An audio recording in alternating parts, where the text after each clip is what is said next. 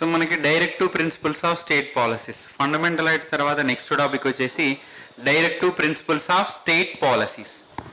మనం directive principles of state పాలసీస్ను తెలుగులో ఏమంటున్నాము అంటే ఆదేశక సూత్రాలు అంటున్నాం. ఆదేశక సూత్రాలు అని చెప్తా ఉన్నాం. లేదంటే తెలుగులో ఇంకేమంటాము అంటే నిర్దేశక నియమాలు అంటాము. నిర్దేశక నియమాలు అని చెప్తా ఉన్నాం. అయితే ఈ directive principles of state policy అనే అంశము, directive principles of state policy అనే అంశము ఎక్కడుంది అంటే కాన్స్టిట్యూషన్లోని, ఇండియన్ కాన్స్టిట్యూషన్లోని, భారత రాజ్యాంగంలోని ఎక్కడ, సో భారత రాజ్యాంగంలోని 4వ భాగంలో, 4th పార్ట్లోని, ఇండియన్ కాన్స్టిట్యూషన్లోని 4th పార్ట్లోని ఆర్టికల్ నెంబర్ 4th పార్ట్లోని ఆర్టికల్ నెంబర్ 36 to 51 వరకు గల ఆర్టికల్స్లో మనకు ఆదేశక సూత్రాలు లేదా నిర్దేశక నియమాల గురించి పేర్కొనబడడం జరిగింది. అర్థమవుతుందా? సో ఆదేశక సూత్రాలు లేదా నిర్దేశక నియమాలు అనే అంశాన్ని ఏ దేశ రాజ్యాంగం నుండి గ్రహించాము అని అడుగుతాడు. ఏ దేశ రాజ్యాంగం నుండి గ్రహించామని అడగడానికి ఛాన్స్ ఉంటుంది. ఆదేశక సూత్రాలు ఎక్కడ, ఏ భాగంలో చేర్చడం జరిగింది అంటాడు. ఏ భాగంలో చేర్చారు అంటే 4th పార్ట్లో 36 నుంచి 51 వరకు గల నిబంధనలు, 36 to 51 ఆర్టికల్స్. సో 36 to 51 ఆర్టికల్స్లో ఈ ఆదేశక సూత్రాలు లేదా నిర్దేశక నియమాలు అనే అంశాన్ని చేర్చడం జరిగింది. దాని ఇంగ్లీష్లోనైతే directive principles of state policies అంటున్నాం. అయితే ఈ డిపిఎస్పిలో అనే అంశాన్ని మనం ఎక్కడ నుండి గ్రహించడం జరిగింది అంటే ఐర్లాండ్ దేశ రాజ్యాంగం నుండి గ్రహించడం జరిగింది. DPSPs feature taken from which constitution అని అడిగితే సో ఐరిష్ రిపబ్లికన్ కాన్స్టిట్యూషన్ అని ఆన్సర్ చేయాలి. ఐర్లాండ్ దేశ రాజ్యాంగం నుండి గ్రహించడం జరిగింది. డిపిఎస్పీల అంశాన్ని ఐర్లాండ్ దేశ రాజ్యాంగం నుండి గ్రహించారు. అయితే ఐర్లాండ్ అనే దేశము ఏ దేశ రాజ్యాంగం నుండి గ్రహించడం జరిగింది అంటే స్పెయిన్ అనే దేశ రాజ్యాంగం నుండి గ్రహించడం జరిగింది 1937లో. ఓకేనా? 1937లో స్పెయిన్ నుంచి ఐర్లాండ్ గ్రహిస్తే ఐర్లాండ్ నుంచి సో మనం directive principles of state policy అనే అంశాన్ని మన ఇండియన్ కాన్స్టిట్యూషన్లో చేర్చడం జరిగింది. అంటే ఇండియన్ కాన్స్టిట్యూషన్లో సో తీసుకున్న అంశాలను ఎక్కడి నుండి అంటే ఐర్లాండ్ దేశ రాజ్యాంగం నుండి గ్రహించడం జరిగింది. ఇలా చాలా దేశాలు, స్పెయిన్ కానీ, ఐర్లాండ్ కానీ, డెన్మార్క్ కానీ, ఫ్రాన్స్ కానీ ఇట్లాంటి దేశాలలో మనకు ఈ direct principles of state policies అనే అంశాలు సో వాళ్ళ కాన్స్టిట్యూషన్లో కూడా మనకు కనబడతాయి. అయితే డాక్టర్ బిఆర్ అంబేద్కర్ గారు 1935లో పేర్కొనబడ్డటువంటి ఇన్స్ట్రుమెంట్ ఆఫ్ ఇన్స్ట్రక్షన్స్ అనే అంశాలే, ఇన్స్ట్రుమెంట్ ఆఫ్ ఇన్స్ట్రక్షన్స్ అనేటువంటి అంశాల నుండి అంశాలకు ప్రతిరూపమే ఈ ఆదేశక సూత్రాలు అని పేర్కొనడం జరిగింది. సో 1935 ఇండియన్ గవర్నమెంట్ యాక్ట్లో పేర్కొనబడినటువంటి instrument of instructions, instrument of instructions, instrument of instructions యొక్క ప్రతిరూపమే ఈ ఆదేశక సూత్రాలు అని పేర్కొనడం జరిగింది. ఇక గ్రాన్విల్ అస్టిన్ అనే వ్యక్తి, గ్రాన్విల్ అస్టిన్ అనే ఒక British political scientist, Granville Austen అనే బ్రిటిష్ పొలిటికల్ సైంటిస్ట్ ఏమంటాడు అంటే ప్రాథమిక హక్కులు మరియు ఆదేశక సూత్రాలు అనేవి ప్రజల యొక్క నైతిక మానసిక స్థితిని అభివృద్ధి చేయడానికి, నైతిక విలువలను పెంపొందించడానికి మరియు మానసిక అభివృద్ధికి తోడ్పాటును అందించడానికి ఫండమెంటల్ రైట్స్ ప్లస్ డిపిఎస్పీలు అనేటువంటివి ఉపయోగపడతాయి అని పేర్కొనడం జరిగింది. సో గ్రాన్విల్ అస్టిన్ అనే వ్యక్తి ఫండమెంటల్ రైట్స్ అండ్ డిపిఎస్పీలు అనేవి ఒక వ్యక్తి యొక్క నైతిక విలువలను ప్లస్ మానసిక అభివృద్ధికి, నైతిక విలువలను పెంపొందించడానికి మరియు మానసిక అభివృద్ధికి తోడ్పాటును అందిస్తాయి అని గ్రాన్విల్ అస్టిన్ పేర్కొనడం జరిగింది. ఓకేనా?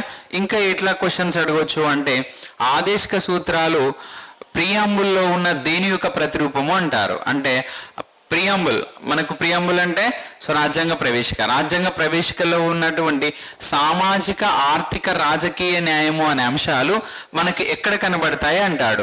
Social justice, economical justice and political justice అనే వర్డ్ ప్రియాంబుల్లో మెన్షన్ చేయబడ్డ ఈ వర్డ్ ఎక్కడ కనబడుతుంది అని అడుగుతాడు.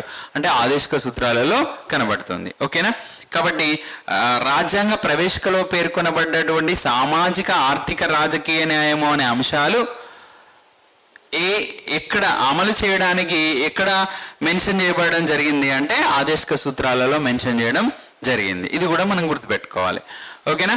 సో మరి ఆదేశిక సూత్రాలను భారత రాజ్యాంగంలోని 4వ భాగంలోని 36 నుంచి 51 వరకు గల ఆర్టికల్స్లో చేర్చడం జరిగింది. ఇది ఐర్లాండ్ దేశ రాజ్యాంగం నుండి గ్రహిస్తే, ఐర్లాండ్ దేశమేమో స్పెయిన్ దేశ రాజ్యాంగం నుండి గ్రహించడం జరిగింది.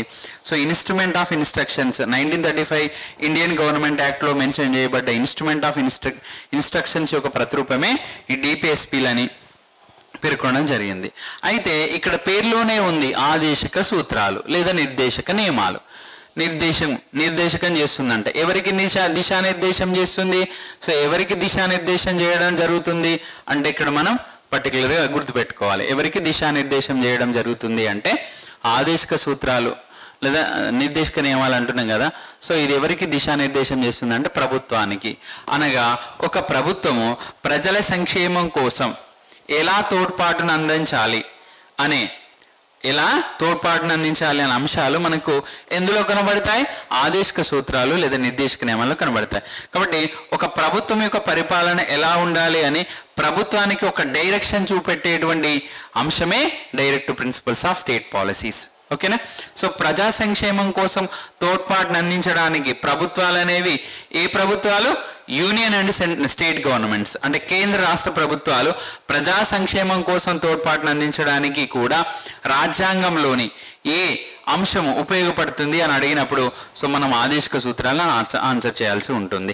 శ్రేయరాజ్య స్థాపనకు ఉపయోగపడిన అందించేది లేదా శ్రేయరాజ్య స్థాపనకు తోడ్పాటును అందించేది అంశం అంటాడు. అంటే వెల్ఫేర్ మెకానిజంకు సంబంధించి సో పీపుల్ వెల్ఫేర్ చూసుకోవడానికి ఒక డైరెక్షన్ చూపే అంశం ఏది అంటే పీపుల్ వెల్ఫేర్ చూసుకోవడానికి డైరెక్షన్ చూపే అంశం directive principles of state policies. కాబట్టి ఒక ప్రభుత్వము ప్రజల సంక్షేమం కోసము ఎలాంటి పరిపాలన చేయాలి, ఎలాంటి పథకాలను ప్రవేశపెట్టాలి అనే అంశాలన్నీ మనకు ఎక్కడ కనబడుతున్నాయి అంటే ఆదేశిక సూత్రాలు లేదా నిర్దేశక నియమాలలో కనబడడం జరుగుతూ ఉన్నది. ఓకేనా? సో మరి ఇలాంటి ఆదేశిక సూత్రాలు లేదా నిర్దేశక నియమాలను ప్రొఫెసర్ ఎంపీ శర్మ అనేటువంటి వ్యక్తి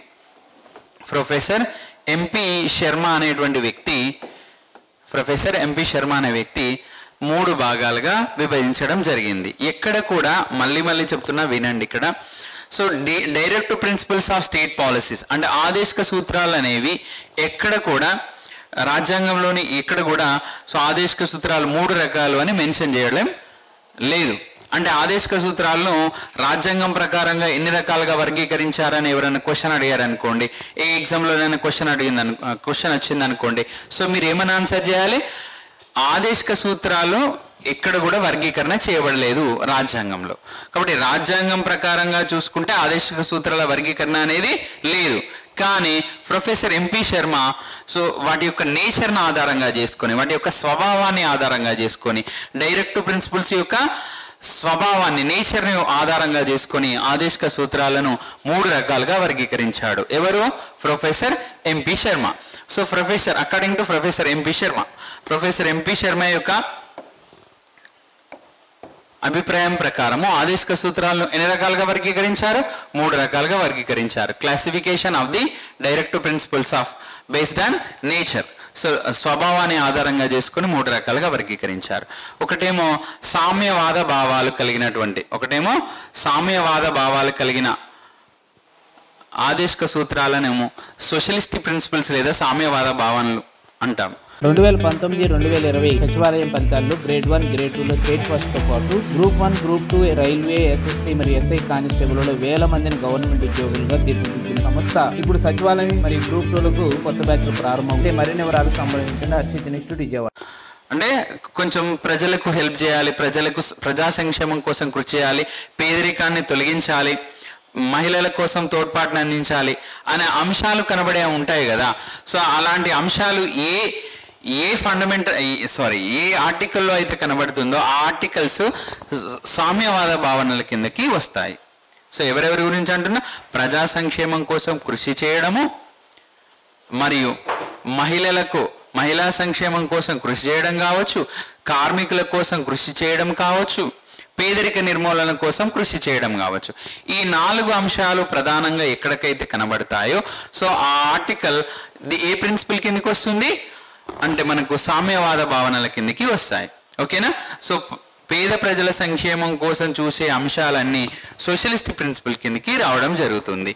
ఇక గాంధీ గారి ఆలోచనలు, మన ఫాదర్ ఆఫ్ నేషన్గా చెప్పుకునేటువంటి గాంధీ గారి ఆలోచనలకు దగ్గరగా ఉన్న అంశాలను సో మనం ఇక్కడ గాంధేయన్ ప్రిన్సిపల్స్గా చెప్పడం జరుగుతూ ఉంది. గాంధేయన్ ప్రిన్సిపల్స్గా మనం చెప్తున్నాం. అంటే ఇక్కడ మెన్షన్ చేయబడ్డటువంటి ఆర్టికల్స్ ఏవైతే ఉన్నాయో అవి గాంధేయన్ థాట్స్కు దగ్గరగా ఉన్నటువంటి ఆర్టికల్స్. ఇక మేధావి వర్గము ఆలోచించే ఆలోచనలకు దగ్గరగా ఉన్నటువంటి అంశాలనేమో సో మేధావుల ఆలోచనలకు దగ్గరగా ఉన్న అంశాలనేమో ఎక్కడ చేర్చడం జరిగింది? లిబరల్ ఇంటలెక్చువల్ ప్రిన్సిపల్స్లో చేర్చడం జరిగింది. ఇలా ఆదేశిక సూత్రాల్లో ఉన్న 36 to 51 ఆర్టికల్స్లో ఆర్టికల్ నెంబర్ 36 అనేది రాజ్యం యొక్క నిర్వచనం గురించి చెప్తా ఉంటే ఆర్టికల్ నెంబర్ 37 అనేది ఆదేశిక సూత్రాలకు న్యాయబద్ధత లేదు అని చెప్తుంది.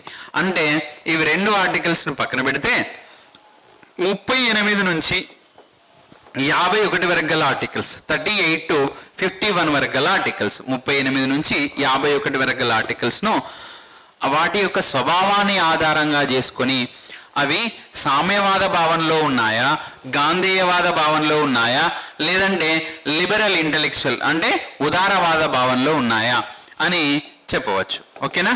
సో వాటి యొక్క స్వభావాన్ని బట్టి అవి ఉదారవాద భావనకు సంబంధించినటువంటి అంశాలా, లేదా గాంధేయన్ ప్రిన్సిపల్స్కు సంబంధించిన అంశాలా, లేదంటే సామ్యవాద భావనలకు సంబంధించినటువంటి అంశాలా అనేది మనం సో కంపల్సరీగా గుర్తుపెట్టుకోవాల్సి ఉంటుంది. సార్ రాజ్యాంగంలో మెన్షన్ చేయలేదు కదా, కాన్స్టిట్యూషన్లో మెన్షన్ చేయనప్పుడు వీటిని కంపల్సరీగా గుర్తుపెట్టుకోవాలా? ఇది సోషలిస్ట్ ప్రిన్సిపల్ అంశమా, లేదా ఇది గాంధేయన్ ప్రిన్సిపల్ కిందకి వస్తుందా, లేదా లిబరల్ ఇంటలెక్చువల్ ప్రిన్సిపల్ కిందకి వస్తుందా? ఖచ్చితంగా గుర్తుపెట్టుకోవాలంటే 100% గుర్తుపెట్టుకోవాల్సిందే, కంపల్సరీగా గుర్తుపెట్టుకోవాలి. ఎందుకు అంటే సో వాటి యొక్క నేచర్ని బట్టి అవి గాంధేయవాద, ఇప్పుడు క్వశ్చన్ ఎట్లా అడుగుతాడు, ఈ కింది వాటిలో గాంధేయవాద భావన కిందకు రాని ఆర్టికల్ని గుర్తించండి అంటాడు, లేదా వచ్చే ఆర్టికల్స్ని గుర్తించండి అంటాడు, లేదా ఉదారవాద భావనల కిందకు రానటువంటి అంశాన్ని గుర్తించండి అంటాడు. కాబట్టి సామ్యవాద భావనలకు సంబంధించిన ఆర్టికల్స్ను గుర్తించండి అంటాడు. కాబట్టి ఇప్పుడు మనకు పర్టికులర్గా అవన్నీ తెలిస్తేనే మనం ఆన్సర్ చేయగలుగుతాం. సో ఇక్కడ చూడండి ఆర్టికల్స్, ఆర్టికల్ 38 నుంచి 51 వరకు గల ఆర్టికల్స్ను వాటి యొక్క స్వభావాన్ని బట్టి ఎక్కడెక్కడ ఉంటాయి అనేది సో మనం గుర్తుపెట్టుకోవచ్చు. ఓకేనా? 38 ఆర్టికల్, 38 క్లాస్ 1 అనే ఆర్టికల్, 38 క్లాస్ 1 అనే ఆర్టికల్, 38 క్లాస్ 2 అనేటువంటి ఆర్టికల్, ప్లస్ 39 అనేటువంటి ఆర్టికల్, 39 క్యాపిటల్ ఏ అనేటువంటి article, article number 41 plus 42, 43 capital A plus 47లోనే ఒక అంశం. ఇవన్నీ కూడా సో 41, 42, 43, 43A, 47లోనే ఒక అంశము. ఇవన్నీ కూడా మనకు ఎక్కడున్నాయి అంటే సామ్యవాద భావనల కిందకి వస్తాయి. ఇక గాంధేయవాద భావనల కిందకి వచ్చేది ఆర్టికల్ నెంబర్ 40, 43లోని 4వ అంశము, 43లోని 4వ అంశము, 43B ప్లస్ 46, 47, 48 ఇవన్నీ కూడా గాంధేయన్ ప్రిన్సిపల్ కిందకి రావడం జరుగుతుంది. ఓకేనా? సో నెక్స్ట్ వచ్చేసి లిబరల్ ఇంటెలెక్చువల్ ప్రిన్సిపల్స్, ఉదారవాద భావనల కిందకి వచ్చే ఆర్టికల్ చూస్తే article number 44, 45, 48 capital A, 49, 50 and 51 ఇవన్నీ కూడా లిబరల్ ఇంటెలెక్చువల్ ప్రిన్సిపల్స్ కిందకి రావడం జరుగుతుంది. కాబట్టి కంపల్సరీగా ఆర్టికల్స్ని గుర్తుపెట్టుకోవాలంటే గుర్తుపెట్టుకోవాల్సి ఉంటుంది. సరే, ఇప్పుడు మనం ఆర్టికల్ నెంబర్ 36 గురించి చూద్దాం. ఆర్టికల్ నెంబర్ 36 దేని గురించి చెప్తుంది? డెఫినేషన్ ఆఫ్ ది స్టేట్ గురించి చెప్తుంది. So definition of the state లేదా రాజ్యం యొక్క నిర్వచనాన్ని గురించి పేర్కొంటుంది, లేదా ఆదేశిక సూత్రాల యొక్క నిర్వచనాన్ని గురించి పేర్కొంటుంది. రాజ్యం లేదా ఆదేశిక సూత్రాల యొక్క నిర్వచనాన్ని గురించి పేర్కొంటుంది. రాజ్యం యొక్క నిర్వచనం గురించి లేదా definition of the state or definition of the direct principles of the state policies గురించి మనకు ఆర్టికల్ నెంబర్ 36 చెప్తా ఉన్నది. ఎందుకు మరి మనం ఇక్కడ రాజ్యం యొక్క నిర్వచనాన్ని తెలుసుకోవాలి? ఆర్టికల్ నెంబర్ 12 దగ్గర కూడా మనం ఆ రాజ్యం యొక్క నిర్వచనాన్ని లేదా డెఫినేషన్ ఆఫ్ ది స్టేట్ అనే అంశాన్ని తెలుసుకున్నాం కదా. ఆర్టికల్ నెంబర్ 12 అంటే ఆర్టికల్ నెంబర్ 36 ఈక్వల్స్ టు 12 అని ఇక్కడ మనం అర్థం చేసుకోవచ్చు అంటే ఎస్ చేసుకోవచ్చు. కాకపోతే ఈ ఆర్టికల్ నెంబర్ 12 అనేది ఫండమెంటల్ రైట్స్ దగ్గర కనబడుతూ ఉంటే ఆర్టికల్ నెంబర్ 36 అనేది డిపిఎస్పీల direct principles of state policies దగ్గర కనబడుతుంది. ఇవి రెండు చెప్పేది ఒకటే, ఏంటవి? రాజ్యం యొక్క నిర్వచనం. ఎందుకు రాజ్యం యొక్క నిర్వచనం అని తెలుసుకోవాలి అంటే ఇక్కడ ప్రాథమిక హక్కులను అమలు చేయాల్సిన బాధ్యత రాజ్యంది, అట్లనే ఆదేశిక సూత్రాలను అమలు చేయాల్సిన బాధ్యత కూడా రాజ్యంది. అర్థమవుతుందా? ఆదేశిక సూత్రాలను అమలు చేయాల్సిన బాధ్యత కూడా రాజ్యంది. కాబట్టి రాజ్యం కిందకి ఏవి వస్తాయి ఏవి రావు అనే అంశము మనకు కంపల్సరీగా తెలియాలి. అర్థమవుతుందా? సో మరి ఇప్పుడు ఈ ఆదేశిక సూత్రాలను అమలు చేసేటువంటిదే రాజ్యం. రాజ్యం అంటే ఇక్కడ ఏంటి బేట? ప్రభుత్వము అని అర్థం. ఏ ప్రభుత్వం అంటే ఆ ప్రభుత్వము చూద్దాం మనం.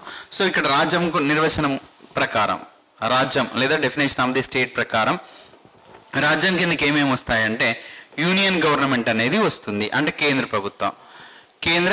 ప్రభుత్వం అనేది వస్తుంది, యూనియన్ గవర్నమెంట్. రెండోది రాష్ట్ర ప్రభుత్వం, స్టేట్ గవర్నమెంట్ కూడా వస్తుంది, స్టేట్ గవర్నమెంట్ కూడా వస్తుంది. నెక్స్ట్ లోకల్ గవర్నమెంట్స్ కూడా వస్తాయి, లోకల్ గవర్నమెంట్స్. సో అంటే ఏంటి లోకల్ గవర్నమెంట్స్ అంటే స్థానిక ప్రభుత్వాలు కూడా ఈ రాజ్యం యొక్క నిర్వచనం కిందకి రావడం జరుగుతుంది. స్థానిక ప్రభుత్వాలతో పాటుగా కేంద్రంలో చట్టాలు తయారు చేసేటువంటి, సో కేంద్రంలో సెంట్రల్ గవర్నమెంట్లో చట్టాలు తయారు చేసే శాఖను ఏమంటాం? లెజిస్లేటివ్ బాడీ అంటాం. సెంట్రల్లో లెజిస్లేటివ్ బాడీ అంటే చట్టాలు ఎక్కడ తయారు చేయబడతాయి లేదా చట్టాలు ఎక్కడ రూపొందించబడతాయి? పార్లమెంట్లో. So which makes law. Parliament ఏం చేస్తుంది అంటే చట్టాలను తయారు చేస్తుంది, లా మేకింగ్ చేస్తుంది. నెక్స్ట్ మన స్టేట్లో లా మేకింగ్ చేసేది ఎక్కడ అంటే సో స్టేట్ లెజిస్లేచర్